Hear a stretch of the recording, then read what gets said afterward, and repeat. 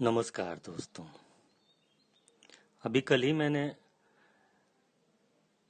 गांधीवादी विचारक अनुपम मिश्र का एक कोट पढ़ा कि अकाल कभी अकेले नहीं आता, उससे बहुत पहले अच्छे विचारों का अकाल पड़ने लगता है। अच्छे विचार का अर्थ है अच्छी योजनाएं, अच्छी योजनाओं का अकाल और बुरी योजनाओं की बाढ़।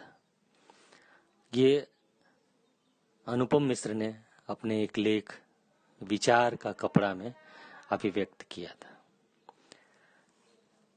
जब मैंने सोचा इस दिशा में तो मुझे लगा कि अनुपम मिश्र ने बहुत अच्छी बात उठाई है कि विचारों का जो अकाल है वो अच्छी योजनाओं, अच्छी सोच का, अच्छे दर्शन का, अच्छी राहों का रास्ता बंद कर देता है। और ये सोचते देखते मुझे अचानक सुदामा पांडे धूमिल की एक कविता अकाल दर्शन को पढ़ने के लिए प्रेरित की। तो मैं शुरू करता हूं। ये कविता है धूमिल की अकाल दर्शन। भूख कौन उपजाता है? वह इरादा जो इस तरह देता है, या वह घृणा जो आंखों पर पट्टी बांधकर हमें घास की सट्टी में छोड़ जाती है। उस चालाक आदमी ने मेरी बात का उत्तर नहीं दिया। उसने गलियों, सड़कों और घरों में बाढ़ की तरह फैले हुए बच्चों की ओर इशारा किया और हंसने लगा।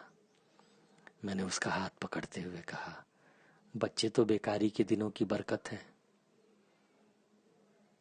इससे वे भी सहमत हैं जो हमारी हालत पर तरस खाकर खाने के लिए रसद देते हैं।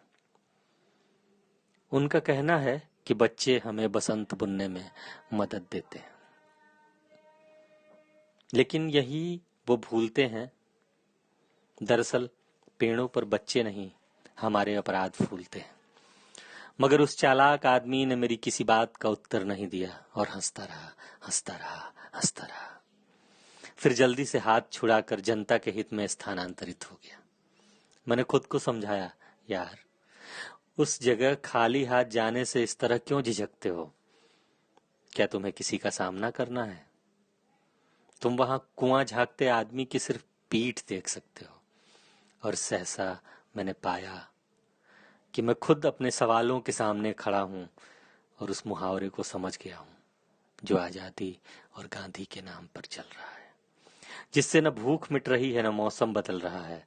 लोग बिलबिला रहे हैं, पत्ते और छाल खा रहे हैं, मर रहे हैं, दान कर रहे हैं, जलसों जुलूसों में भीड़ की पूरी ईमानदारी से हिस्सा ले रहे हैं और अकाल को सोहर की तरह गा रहे हैं।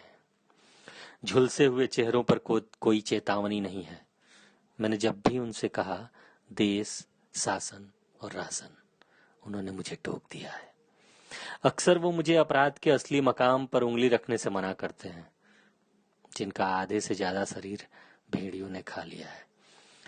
और वे इस जंगल की सराहना करते हैं कि भारतवर्ष नदियों का देश है। बेशक यह ख्याल ही उनका हत्यारा है। यह दूसरी बात है कि इस बार उन्हें पानी ने मारा है। मगर वे हैं कि असलियत नहीं समझते, अनाज में छिपे उस आदमी की नीयत नहीं समझते जो पूरे समुदाय से अपनी गिजा वसूल करता है, कभी गाय से, कभी हाय से। यह सब कैसे होता है? मैं उन्हें समझाता हूं वह कौन सा प्रजातांत्रिक नुस्खा है कि जिस उम्र में मेरी माँ का चेहरा झुर्रियों की झोली बन गया है, उसी उम्र में कि मेरी पड़ोस की महिला के चेहरे पर मेरी प्रेमिका के चेहरे सा लोच है। वे चुपचाप सुनते हैं। उनकी आंखों में विरक्ति है, पछतावा है, संकोच है, यह क्या है कुछ पता नहीं चलता। वे इस कदर पस्त हैं कि तटस्थ हैं। और मैं सोचने लगता हूं कि इस देश में एकता युद्ध की और दया अकाल की पूंजी है, और क्रांति यहाँ के असंग लोगों के लिए किसी अबोध बच्चे के हाथों की चूजी है।